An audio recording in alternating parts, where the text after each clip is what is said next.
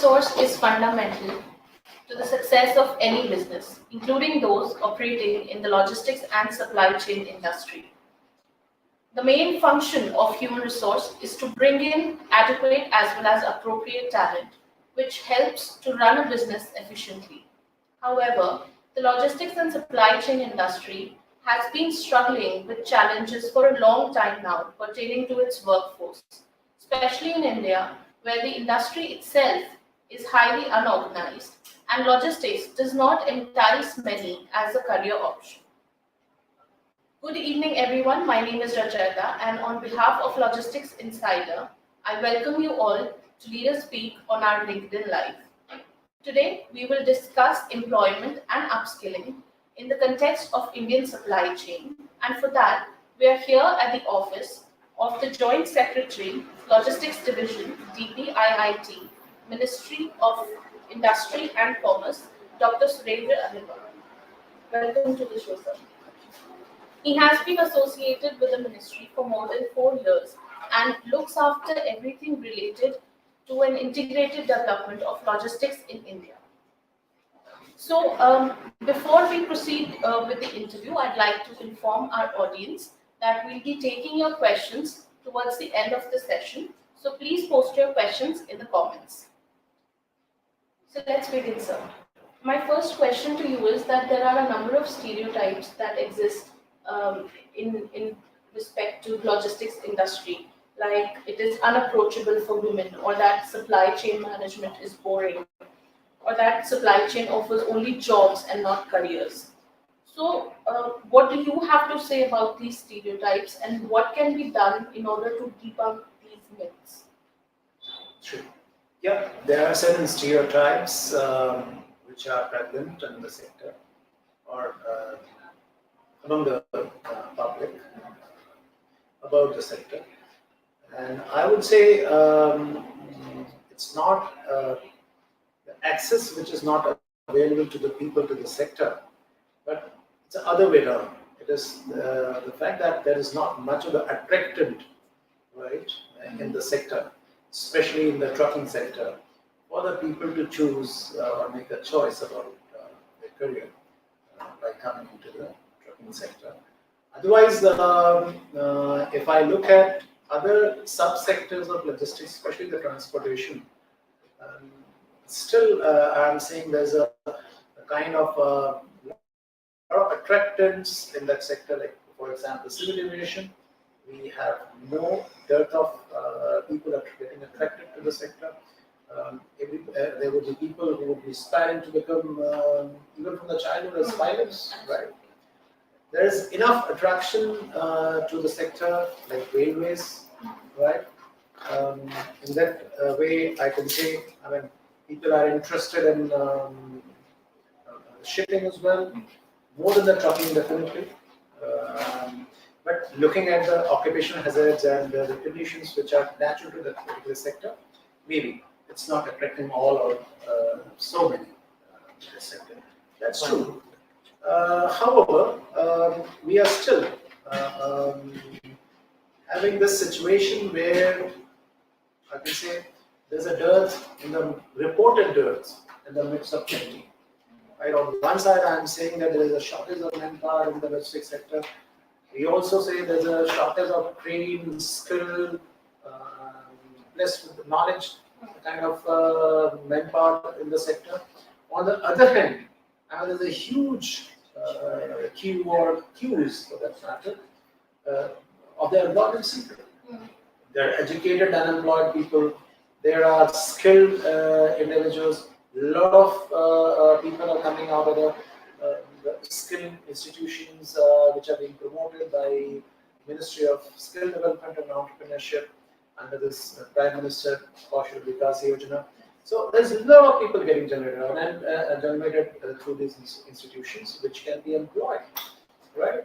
And as I have been told, the absorption of these skilled manpower or the set of people having right skills for the logistics sector also, their employability among these people who are coming out of these institutions, right, promoted by the government, is to the extent of 30%, and that too for a very limited period.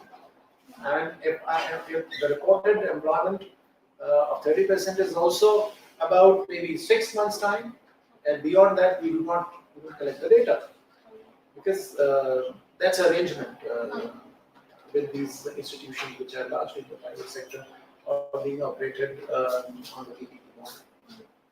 So there are the problems, and I think this is a manifestation of,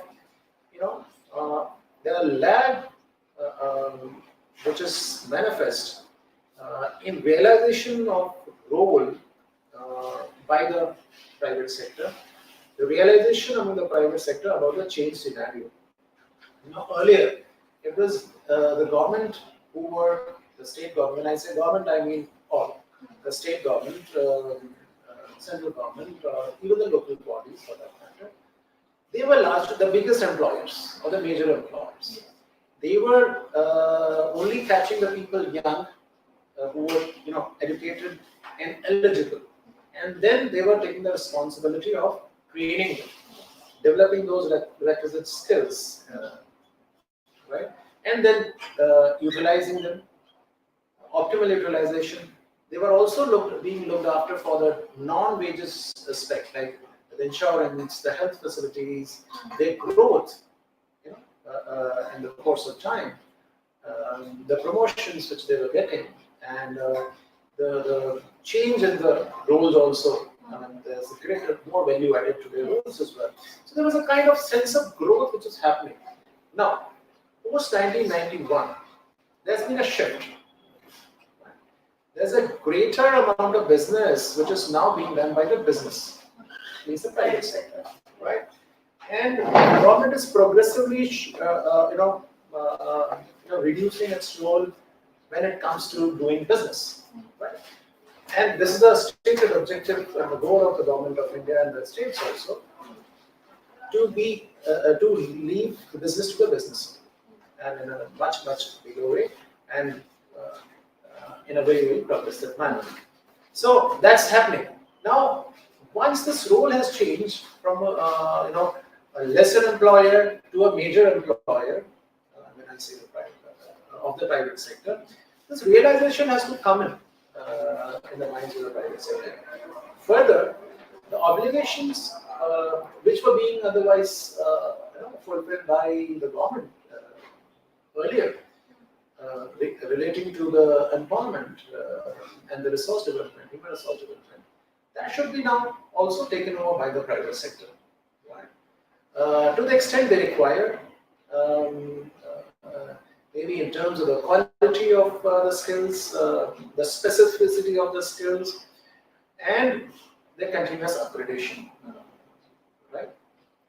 And along with this also comes the responsibility of providing these facilities, amenities, which I bracket them into the non-wage component of the working context. So that's how we have a long way to go, and we can shorten the time of the transition if there's a concerted endeavor efforts of the private and the public sector. Absolutely. You said that the employability is around 30%, and that is also valid for almost 6 months or so. So why is there a gap? I mean, when we talk about employee shortage, especially in India, the point that is highlighted is the gap between the skills required and the skills that are actually there when people come out of such institutions. So why do you think there's a shortcoming in them? Because I mean, the institutions should ideally know what are the the benchmarks that are required for training people. So what can be done there? I think though I'm quite optimistic about the situation improving in the course of time. I look forward to the future to kind of find a solution to this problem. But what I see is there's a mismatch in the requirement of both the sides. On one side, the person, employable individual who has the right kind of skill set, is saying, I'm available. Right? Please take me in and employ me and use my skills and knowledge, whatever proficiencies I have. On the other side, the employer, potential employer, says, I want the right kind of skills at the right price, or the cost for it, or how. But I don't know.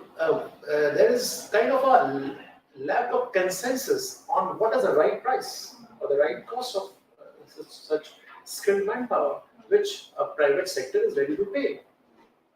All right. You would, and everybody would agree that in course of last maybe 25 to 30 years, post 1991, there's one more change. You know, while there has been a progressive increase in the value addition of the products, whether it's the manufactured products or the services, right? Manufactured products or the services, and if we are to believe a report which was there a couple of days back, published in some prominent newspapers also, wherein the value addition has and the profit margin of the companies has increased during the last 25-30 years from 19% to 38%. Look at more that rise. However, the wage component as a proportion of the total value added to the product has only come down from as high as 30% to just 18%. Now, some major and fundamental flaws there in this dynamic situation, right? Wherein probably there is a hesitation in the private sector, or maybe to an extent the public sector also, to share that value which is added with the human resource also, which they call as a valuable resource, which goes into creation of any product, be it a manufactured one or the service. Right. So there is a kind of lack of consensus about the rightness of the skills or rightness of the price for the skills, or the knowledge for that matter. So I think such conversations would help in developing that consensus, and I'm very optimistic, and therefore I keep talking about this aspect to the sector both in the public and the private sector at whatever form possible. Absolutely. I also think that reducing the communication gap would be, I think, the first step in this direction. And the government of India recently organized the National Logistics Excellency Awards.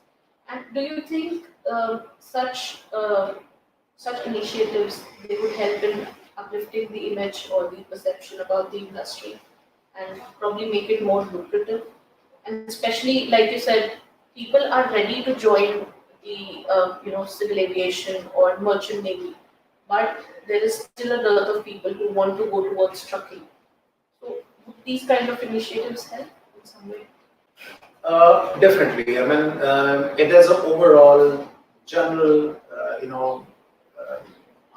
upgradation or enhancement in the image, or in the kind of greater awareness about the positives of the sector, right? And also the excellence which is attained in the sector by so many players who are there, the stakeholders in the sector. Definitely, this value addition and the advantages which are accrued to the sector would also be passed on to the human resource component of the sector. That's definitely the case. However, the sector image is definitely going to be enhanced through such initiatives like recognizing the excellence in the sector, right? Irrespective of the size of the enterprise or the entrepreneur. All right.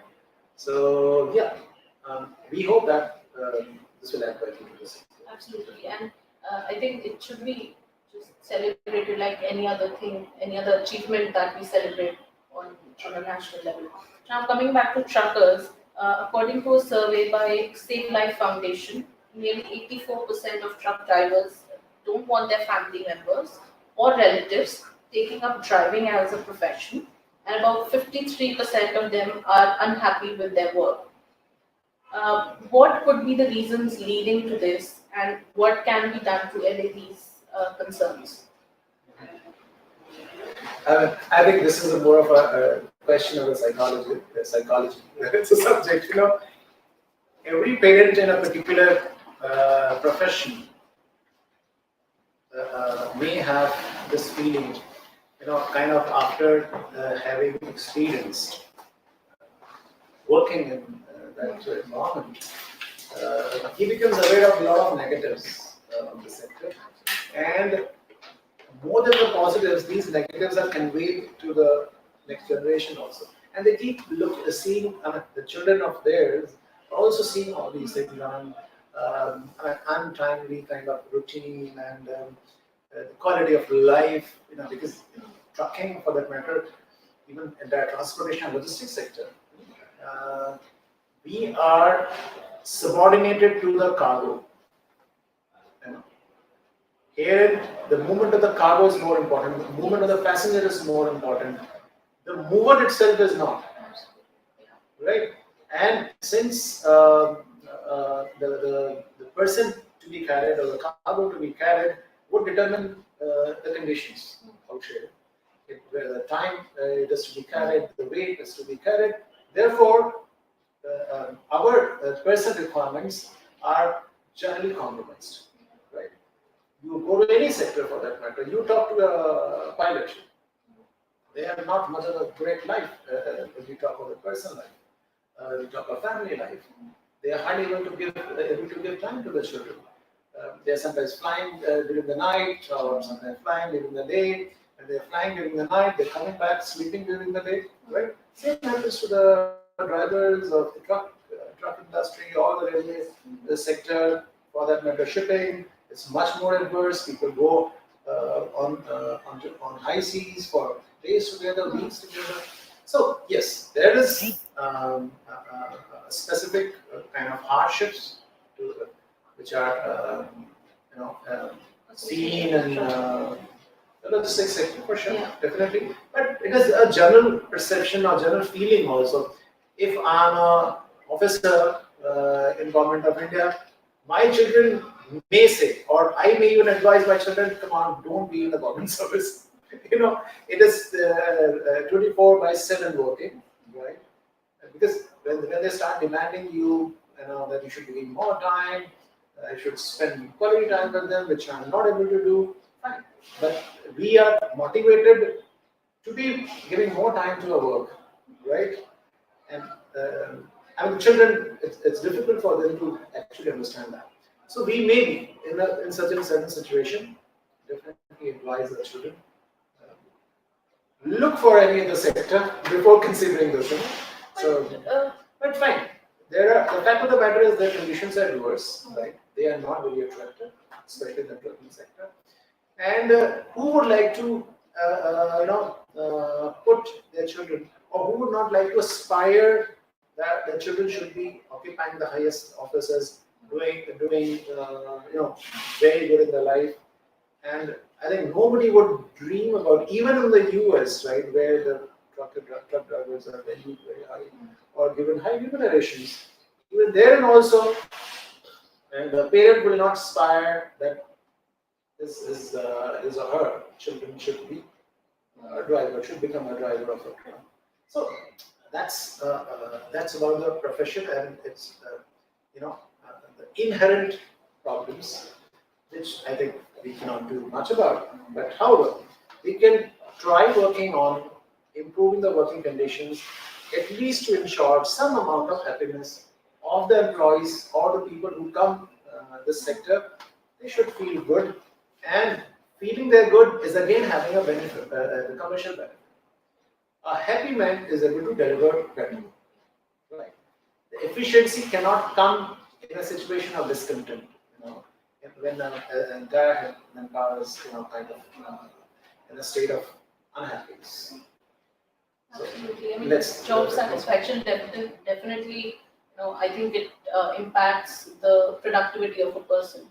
And you're completely correct. Nobody would want their children to, be stuck at their level. They would want them to move ahead and move above. But it can. Do you think there can be structural and rather infrastructural changes that can be made to make it?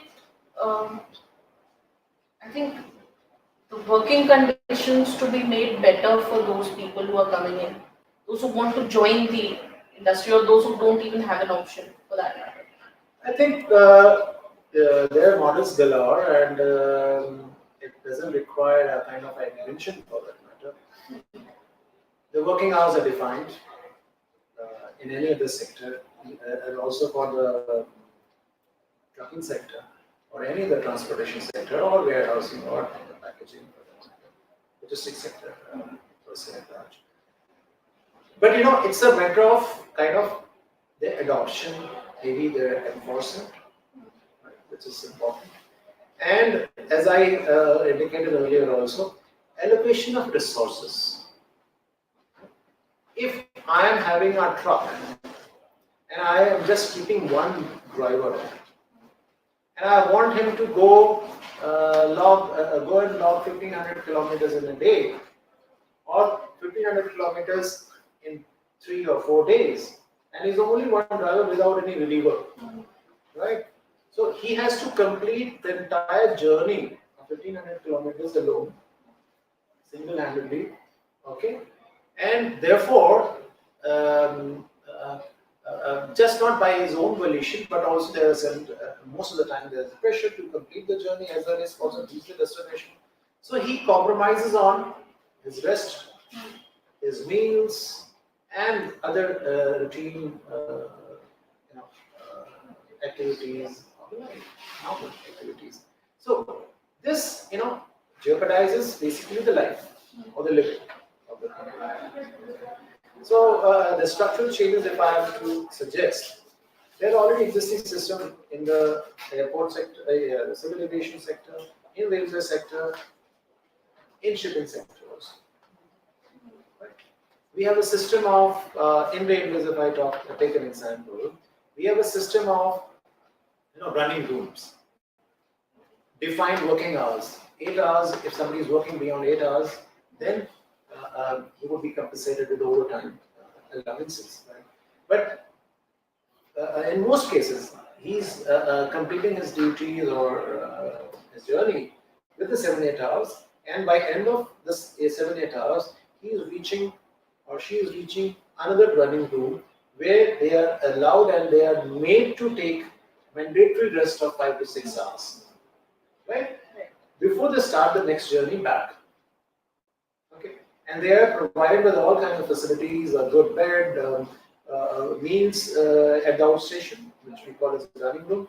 And this model was adopted by Rivigo in the trucking sector. It was hugely appreciated, and it really improved the life of the drivers. And I don't know whether they are still continuing with that model and how far they are successful, but it is absolutely appreciable initiative and the model they have adopted.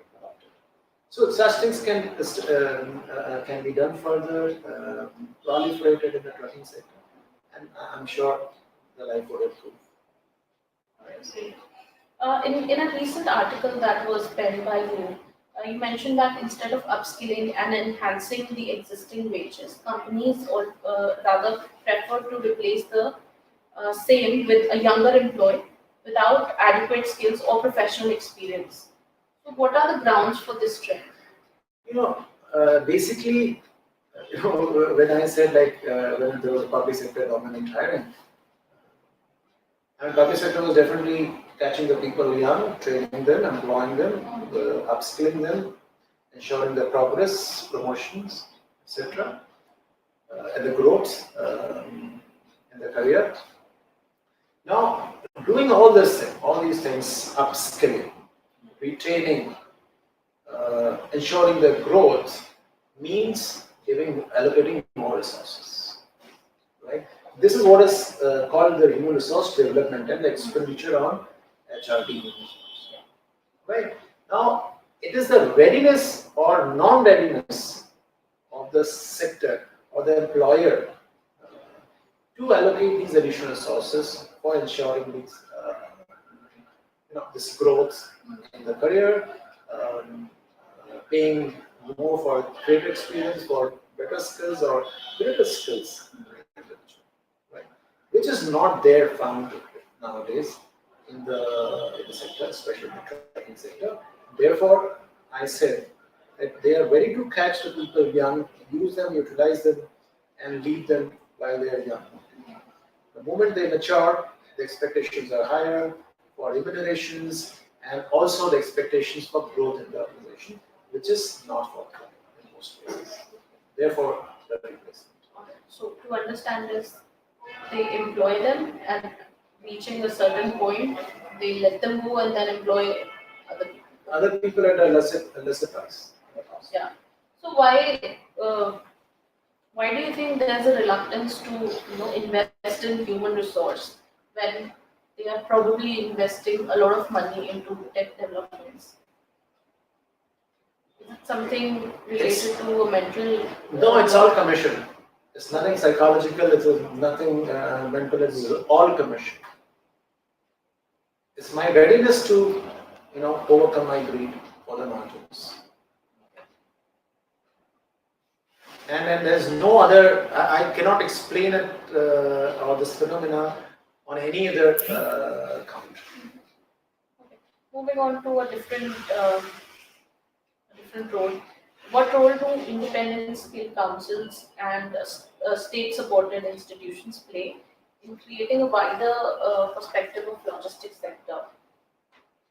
Yeah, independent skill councils, they're definitely relevant and they're the time-tested mechanisms to, on one side, interface with the industry to understand the requirements of the skills, the newer skill requirement, new knowledge which is coming in, and accordingly formulate qualification packs, right? And then once these packs are developed, validated by all concerned stakeholders, including the government organization or the regulatory bodies in the country, they are promoting the adoption of such the qualification packs, and they are also promoting both in the private and the public sector necessary skilling mechanism, development of these skilling mechanism. They're doing good work, I think, and they can still do better. But yes, it requires a lot of cooperation, support, acceptance by the industry. And the Indian Railways works on an on-the-job training and upskilling model. Can such a model be replicated in other areas? Like, I think there's a case for adoption of this model in the sector. And just not railways. I may be biased, but there's no wrong in having a positive bias as well. So yeah, this is a very time-tested model. And tested in an organization which I can say is a machine which is socialized. Right? Railway, if I take it as one single machine, I definitely call it as a machine, and the machine which is socialized. By which I mean that there's enough attention given to the human element of the organization. Otherwise, it's all machines which we are operating. But the human component is not forgotten. Every machine being developed is only increasing the efficiency of the human resource which is employed in it. And of course, there's been reduction, which is so natural. But with the gradual expansion of the organization and the business of the organization, there can be a greater chance of employment. And I think it's pretty natural, that machines and humans work in sync. Yeah. I mean, there's no need that technology will, it has to replace humans. And I think that's something that we need to understand as an industry. Okay. It's like, everything the human being is creating, everything the human being is creating is only meant for one consumer. It's called human. Right? I think, digressing maybe from the core conversation and maybe tending to be philosophical, but if I am looking at only one consumer called human, the human itself should not be consumed in the process. So that the component or the biggest customer of whatever things we are creating as human should not be provided. So my last question would be that what initiatives are being taken and should be taken to improve the socio-economic infrastructure development, like ease of working for blue-collar jobs like delivery persons, truckers, helpers. I think there are already existing mechanisms, and including in the government as well as in the private sector. There are departments, the ministries like Ministry of Skill Development, industries there. There are other regulatory organizations. There are ministries and departments for higher education, for school education, who are engaged in a very, very systematic manner, upgrading not only the skills but upgrading the knowledge also, imparting professional degrees, courses to the people.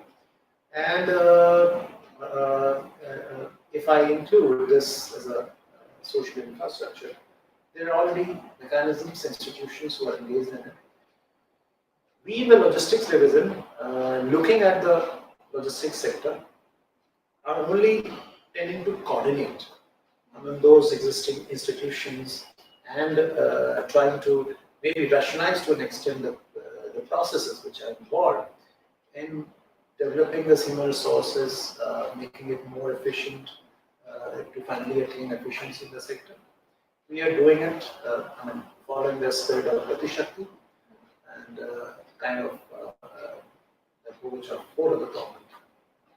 But we ourselves are not getting into developing the social infrastructure per se, or social economic infrastructure.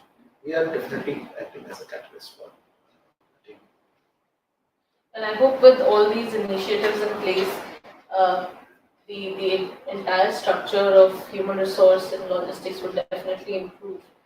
And with that, we'll take a leave. And because of shortage of time, we'll not be able to answer your questions, but you're free to leave them in the comments box. And I think that's it. Thank you, and we will Thank you be so much for your happy time. to answer your questions. Thank you once again. Thank you so much for your time, sir. Thank you.